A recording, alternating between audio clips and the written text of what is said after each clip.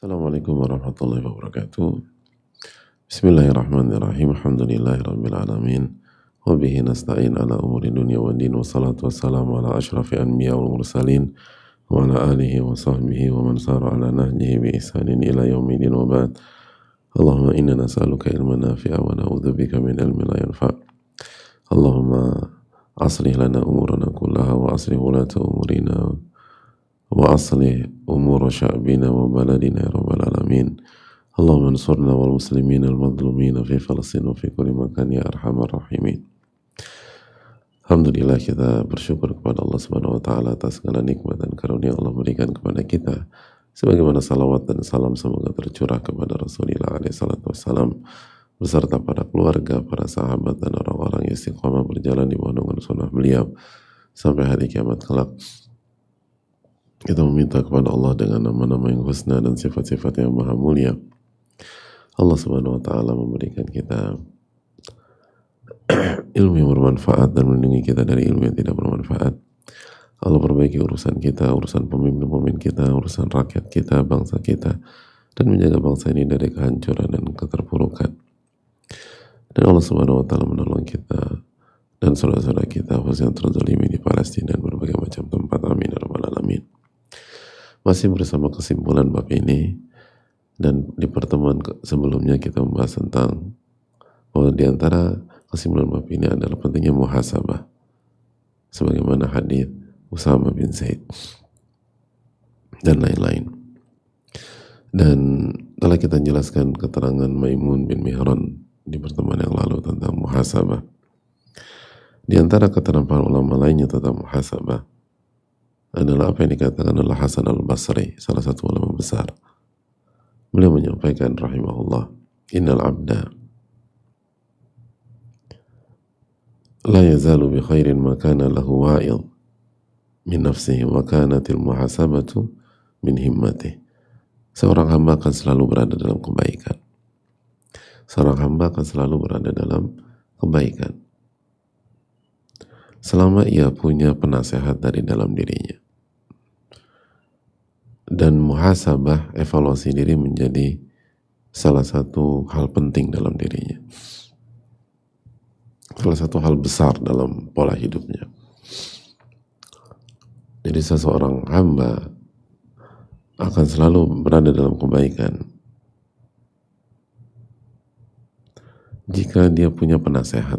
Dari mana? Dari dalam dirinya. Dari dalam dirinya.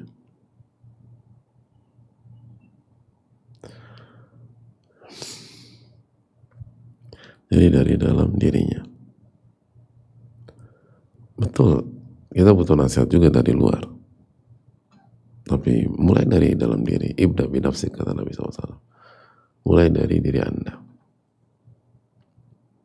Adakah penasehat dalam diri kita yang mengevaluasi, ngebahas, harusnya jangan begini tadi, harusnya seperti ini. Terus evaluasi dalam diri.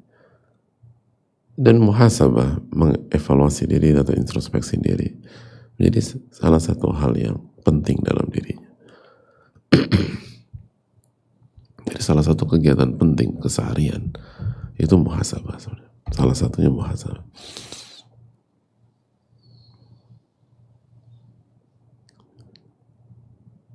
Muhasabah, evaluasi diri, introspeksi diri,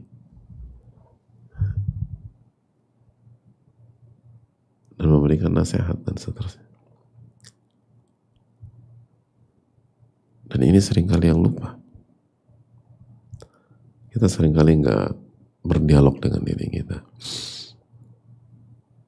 Kita seringkali tidak punya waktu untuk mengevaluasi diri kita. Padahal kita sepakat, hadirin, bahwa di rumah kita itu harus ada cermin.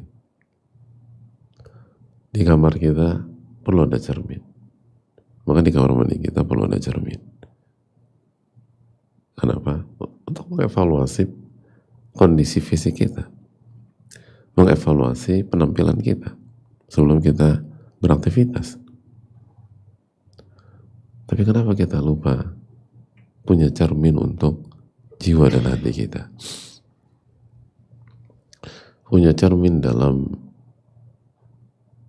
melihat nilai-nilai kita, punya cermin untuk melihat amalan hati kita dan amalan jiwa kita, kondisi hati kita atau kondisi jiwa kita, kondisi niat kita, dan peta kepentingan kita.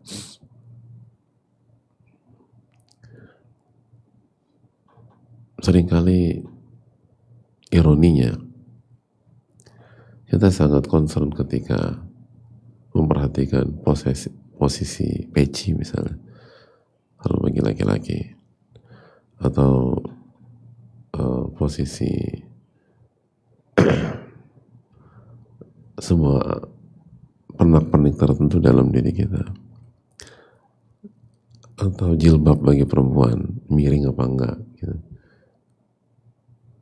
Bahkan bagi perempuan ciput itu penting dilihat ininya, posisinya. Jadi padahal kalau peci miring pun nggak ada hal besar terjadi juga gitu misalnya, tapi kita perhatikan. Tapi ketika hati kita miring, lupa kita memperhatikan. Niat kita miring, lupa. Padahal ketika niat kita miring, itu dari surga bisa ke neraka itu. Tapi kita lupa mengevaluasi, lupa bercermin. Kalau kerendahan hati kita jadi miring, itu bisa pindah ke kesombongan. Orientasi kita miring, itu bisa jadi ahli dunia kita.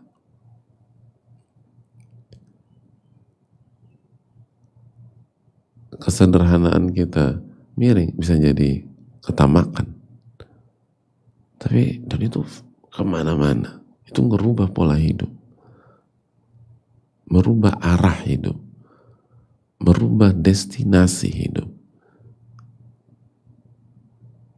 Dan tragisnya, kita lupa bercermin untuk memastikan semua tidak miring. Adapun hal-hal kecil atau hal yang lebih kecil dari itu, kita sangat perhatian. Maka marilah kembali kepada perintah Allah dan Rasulnya Sallallahu Alaihi Wasallam. Lalu kembali kepada akal sehat lah. Kira-kira itu berakal sehat apa enggak? Harusnya kan kalau sesuai dengan koridor akal sehat. Kalau hal yang kayak tadi peci, jilbab, dan lain sebagainya, kita perhatikan. Kita punya cermin.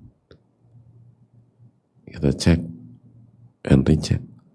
Ya apalagi hal-hal yang paling besar dalam hidup kita.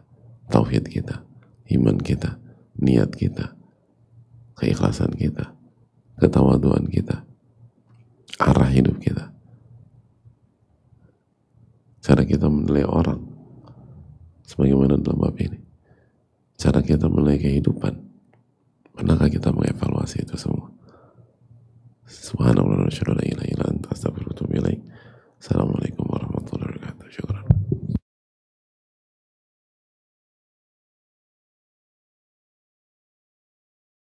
Setiap kita punya cara sendiri mengejar gelar terbaik. Ada yang lewat harta, jabatan, atau prestasi. Tapi, ternyata gelar sebaik-baik manusia lebih dari hal-hal dunia. Dan gelar ini diberikan kepada mereka yang berjuang belajar dan mengajarkan Al-Quran, meski hanya 1 huruf. Hari ini kita punya peluang sederhana. Belajar untuk diri, sekaligus menolong saudara kita agar bisa mengenal Al-Quran.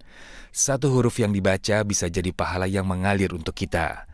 Sekecil apapun langkah, ia bisa menjadi jalan meraih gelar terbaik di sisi Allah. Mari tempuh jalan meraih gelar terbaik dengan belajar atau mengajarkan Al-Quran, serta menjadi bagian dalam program berantas buta huruf Al-Quran dan program pendidikan lainnya bersama Muhajir Project Tilawah. Salurkan infak terbaik kita melalui